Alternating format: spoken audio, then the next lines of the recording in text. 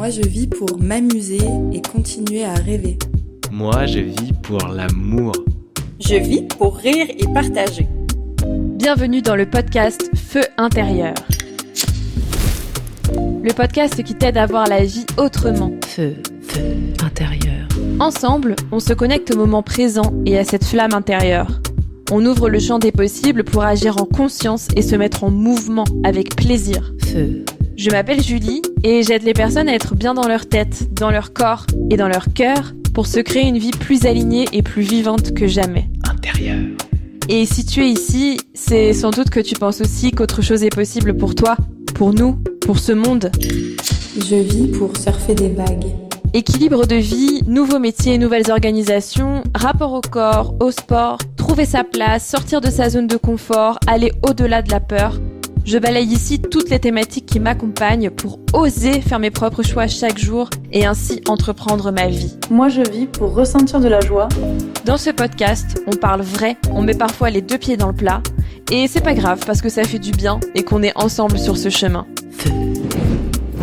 Alors mets tes écouteurs, ouvre ton cœur et viens te connecter pleinement à la vie.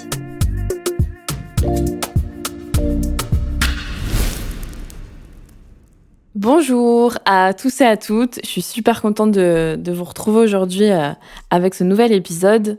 Et si vous ne vous êtes pas encore posé la question dans votre journée, je vous invite à vous la poser. Comment est-ce que vous vous sentez aujourd'hui ?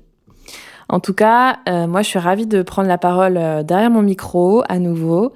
C'est vraiment un truc que je kiffe à chaque fois et c'est ce qui me fait dire que je vais continuer encore et encore à partager via ce podcast.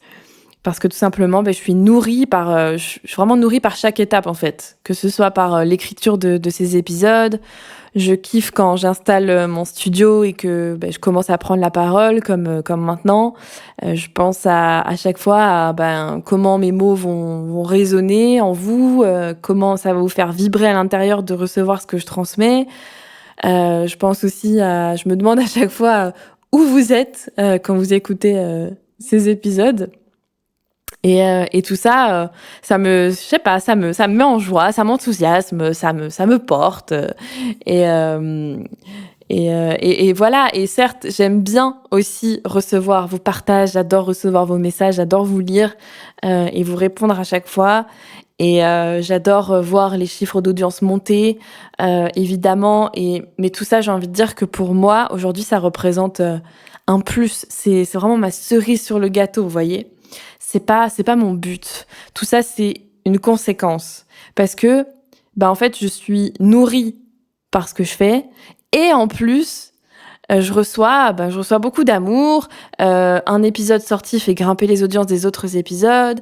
Il y a des personnes qui vont me découvrir via mon compte Instagram et qui viennent ensuite écouter le podcast et qui vont ensuite venir à mes sessions en mouvement en Guadeloupe parce qu'ils y sont, etc. Ou alors ils me découvrent sur Instagram.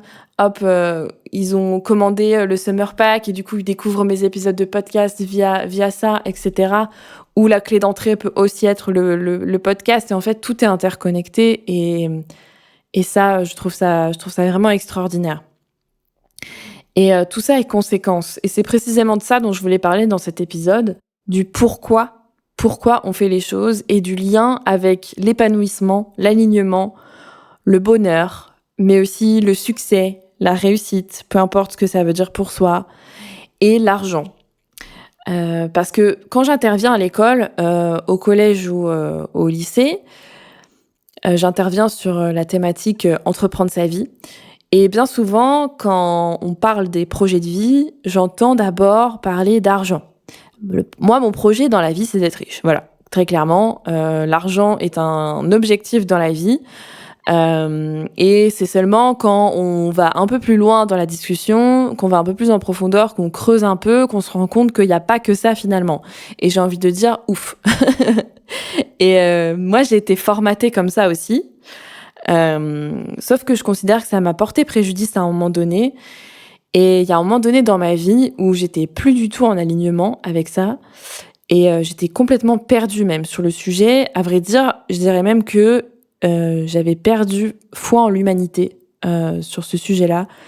j'avais plus d'espoir. À cette époque-là, c'était à peu près en 2018. Ouais, c'était ça, 2018. Je vivais dans un environnement où on pensait chiffre d'affaires avant de penser à ce dont les gens ont besoin, à ce que veulent les gens en magasin. Et puis voilà, hein, moi j'avais appris ça à l'école. Bien évidemment, j'étais en filière commerce, donc voilà, hein, j'ai appris qu'il fallait trouver un bon travail pour gagner de l'argent et que voilà, l'argent c'était ça le but dans la vie et en fait je pensais, je sais pas vous en êtes aujourd'hui par rapport à ça, mais moi en tout cas à cette époque-là, je pensais que soit t'avais un bon taf, sous-entendu un truc qui rapporte, et donc t'avais de l'argent, soit t'allais vivre dans la forêt et t'avais pas d'argent, quoi. Pour faire vraiment les deux extrêmes, mais c'était ça. Moi, pour moi, dans ma tête, à l'époque, il y avait que ces deux possibles-là. Et j'étais comme ça en pleine remise en question de ma vie sur tous les sujets. Et clairement, aucune de ces deux options ne me convenait, quoi. J'en pouvais plus. J'étais, comme je disais, dans une entreprise où vraiment la rentabilité et on va dire l'argent dans sa globalité primait. Et à côté de ça, je savais que je voulais pas non plus aller élever des chèvres dans le Larzac et ne pas avoir d'argent, quoi. Et en fait, c'est lors d'un voyage en Thaïlande qu'une rencontre m'a complètement bouleversée. Cette rencontre, elle a eu lieu avec une Thaïlandaise chez qui je logeais. Et on a eu une discussion qui a clairement fait changer ma façon de voir les choses. Et cette discussion, elle reste ancrée en moi, encore aujourd'hui. Et elle me suit dans tout ce que je fais. Alors, dans cet épisode, j'avais envie de vous la partager.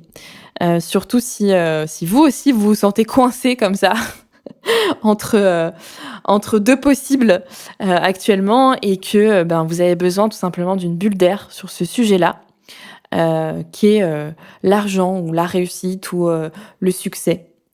Alors c'est parti. Feu intérieur.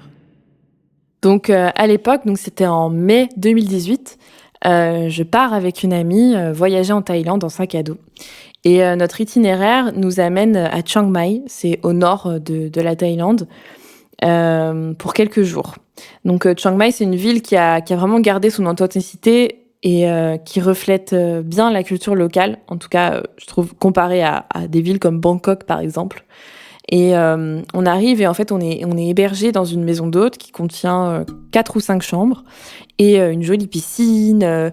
Il y avait une déco tout en bois, des fruits frais à disposition et cette dame souriante pour nous accueillir et répondre à nos questions. Et cette dame, c'était la propriétaire de la maison.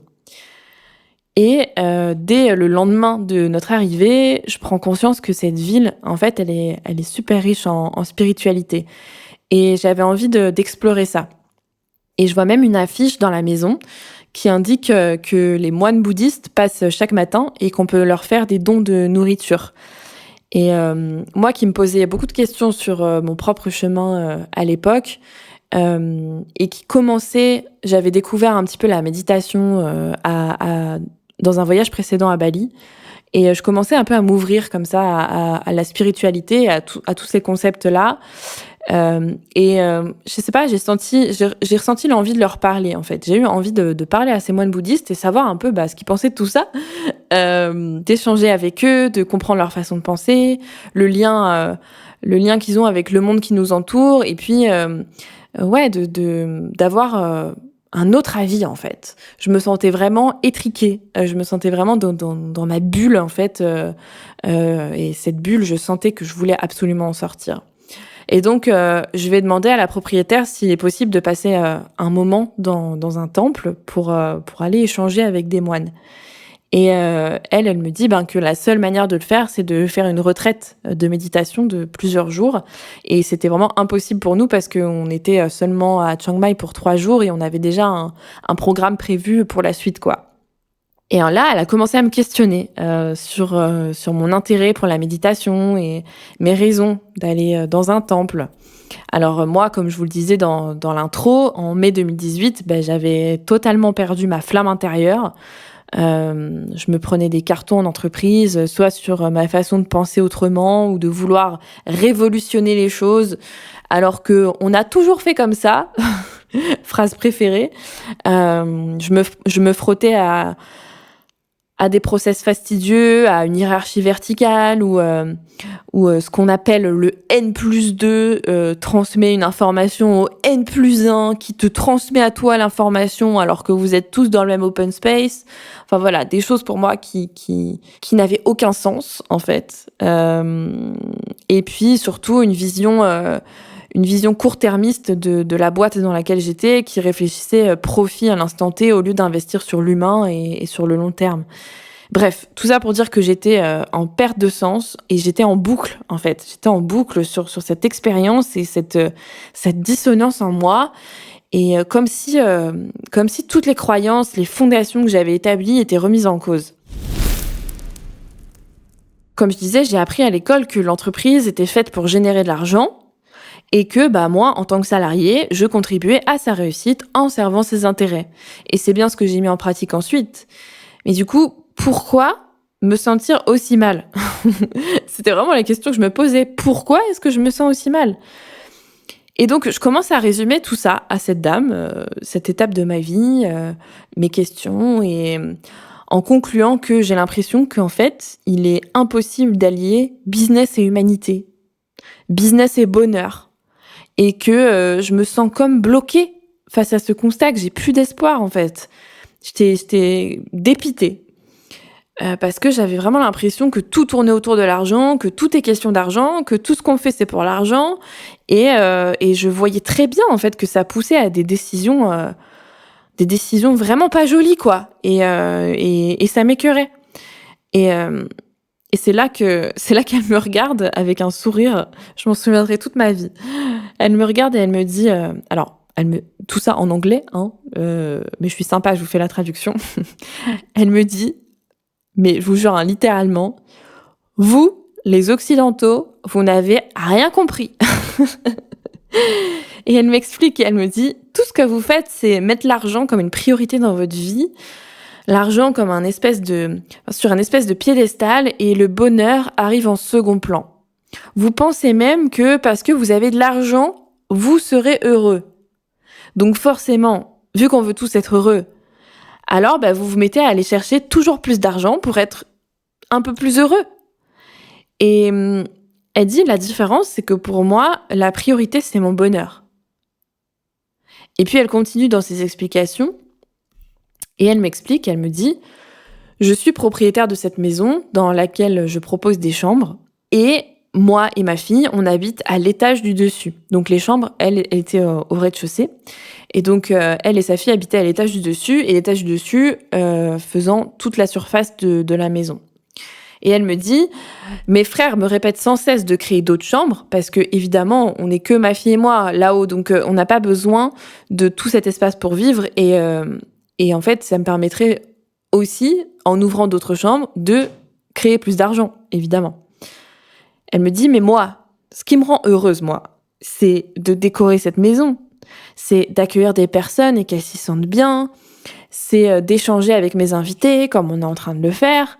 C'est d'avoir du temps à côté pour aller donner des cours d'anglais dans des écoles qui n'ont pas les moyens de se payer un prof d'anglais. C'est de terminer ma formation de méditation pour ensuite transmettre tout ça autour de moi. Et elle me dit, vivre de cette manière, ça m'apporte le bonheur. Et l'argent, en fait, en découle sans que je force, parce que je fais les choses avec joie. Et aujourd'hui, j'ai de l'argent pour vivre comme j'en ai envie, pour payer les études de ma fille, et c'est vraiment tout ce qui compte pour moi. Ouvrir plus de chambres à louer, certes, c'est plus d'argent qui rentre, mais c'est aussi plus de gestion, plus de contraintes, et moins de temps pour ce qui est important pour moi, transmettre. Elle me dit, parce qu'une fois qu'on a le bonheur, il faut prendre le temps de le partager. Quelle leçon de vie. J'ai pas d'autres mots. Et moi, je l'écoutais et je me disais, wow. Et j'ai noté tout ça dans mon carnet de notes. Non, d'abord, j'ai pleuré. Et après, j'ai noté ça dans mon carnet de l'époque. Et je peux vous dire qu'au moment où on a eu cette discussion, je savais pas encore qu'elle allait me servir un jour dans un podcast, et encore moins de l'impact que ces discussions allaient avoir sur toute ma vie, que j'allais totalement embrasser et pratiquer au quotidien cette vision de la vie dans mon business et dans tout ce que je fais.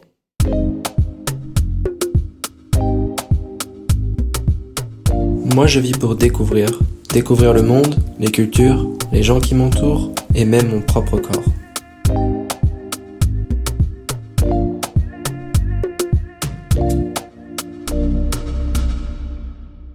Ma première réaction, ça a été de me dire, mais attends, ça existe d'être heureux et de gagner de l'argent, genre.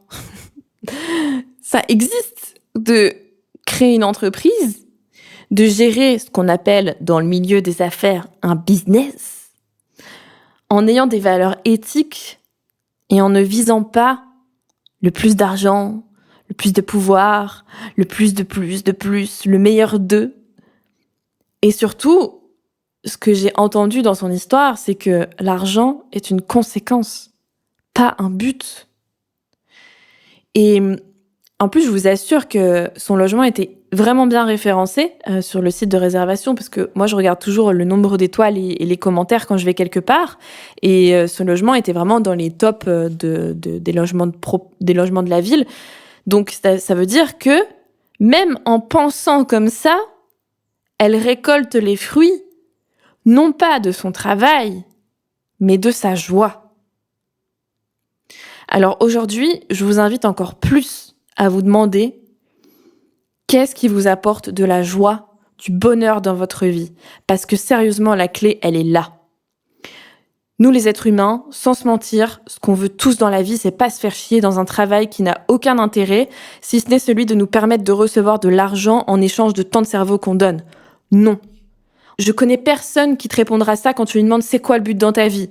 Peu importe l'âge, peu importe la génération, peut-être qu'on me le dit aujourd'hui dans les écoles, mais en fait c'est parce qu'on est formaté tout simplement, mais quand on creuse, on voit très bien que c'est pas ça, en fait, ce qu'on veut vraiment. Soyons un peu honnêtes avec nous-mêmes, là. Je pense qu'on a dépassé ce stade aujourd'hui. Ce qu'on va avoir comme réponse, c'est, moi, je voudrais pouvoir prendre soin de ma famille, je voudrais pouvoir voyager et emmener mes parents avec moi parce qu'ils ont jamais fait ça. Je voudrais pouvoir, je vais aller manger des bons plats au restaurant et mettre en avant les bonnes adresses. Je veux créer un blog où je partage tout ça. Je veux m'exprimer devant des centaines de personnes sur ce sujet que j'adore. Je veux aider les gens. Je veux ouvrir un studio de yoga ou une maison d'hôtes et faire du bien aux gens. Je veux donner des cours de sport pour que les gens prennent conscience de leur corps et vivent mieux plus longtemps. Je veux apporter du bonheur aux gens. Je veux décorer les intérieurs des gens. Comme ça, ils vivent dans leur cocon. Ils sont bien au quotidien. Je veux faire de l'art. Je veux créer des aquarelles, je sais pas moi. Et emmener les gens dans une expérience avec moi. Leur faire voir la beauté de la vie à travers mon art. Ce qu'on veut, c'est dire oui à ce qu'on veut vraiment créer. En réalité, on est porté par ça. Comme moi avec ce podcast. Si l'argent était vraiment mon but, est-ce que je serais en train de vous parler là ? Eh ben non, j'aurais même pas pensé à créer ce podcast parce que podcast c'est gratuit. Et en revanche, là je suis en train de faire ce que je kiffe. Et bien sûr, les conséquences sont que oui, moi, bien sûr que ça me ramène de l'argent indirectement parce que les gens viennent ensuite à mes cours de sport, parce que les gens me payent pour ce que je propose, parce que achètent le summer pack pour poser leurs intentions, voilà. Ok, mais c'est quand je suis au service des gens, avec mon plus grand talent, que l'argent arrive.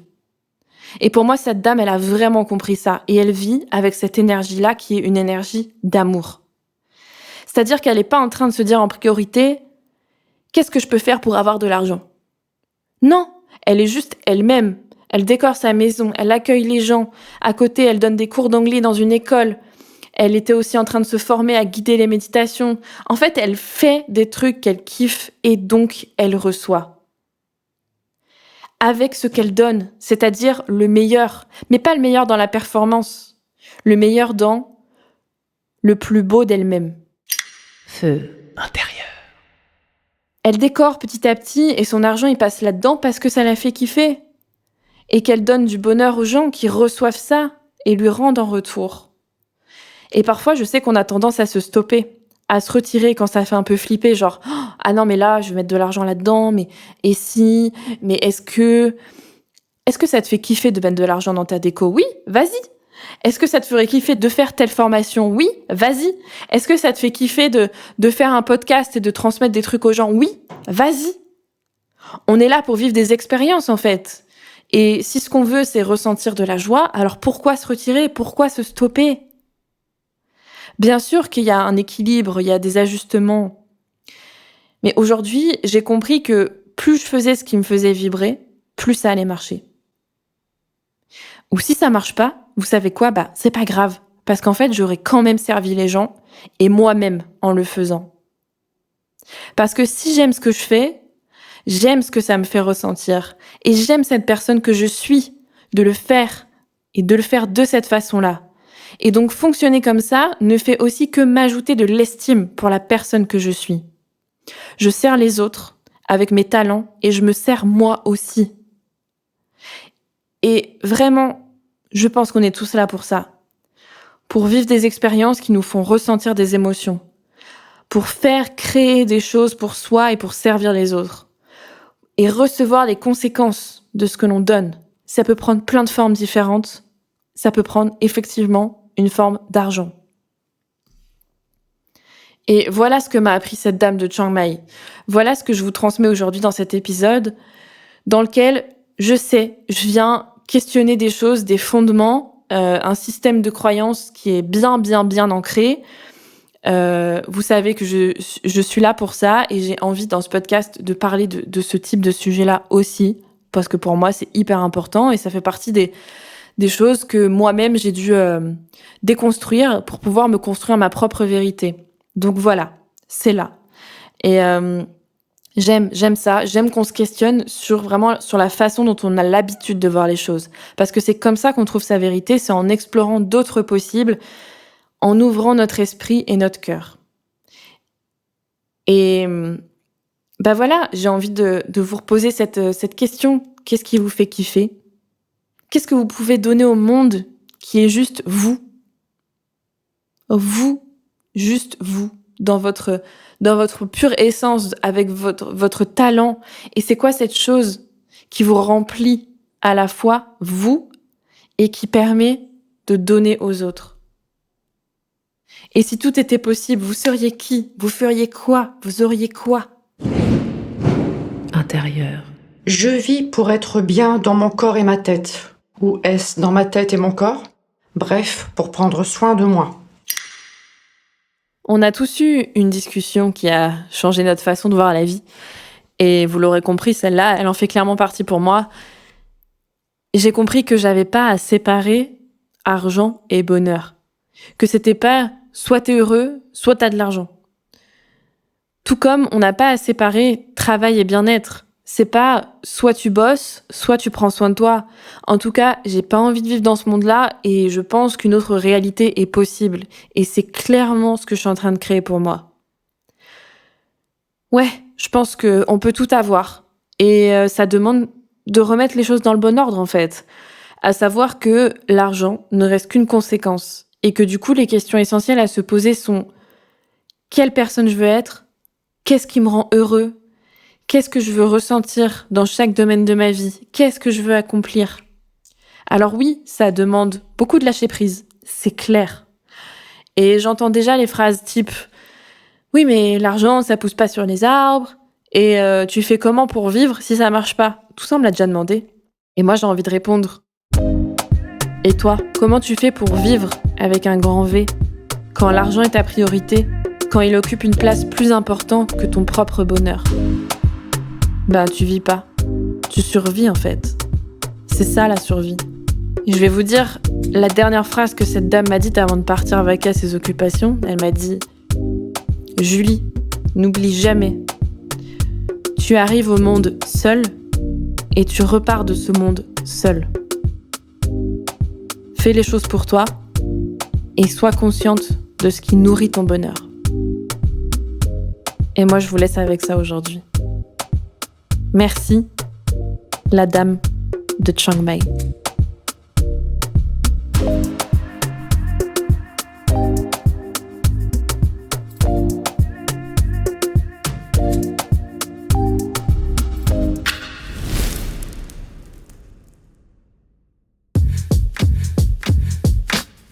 Merci à toi d'avoir écouté cet épisode de Feu intérieur.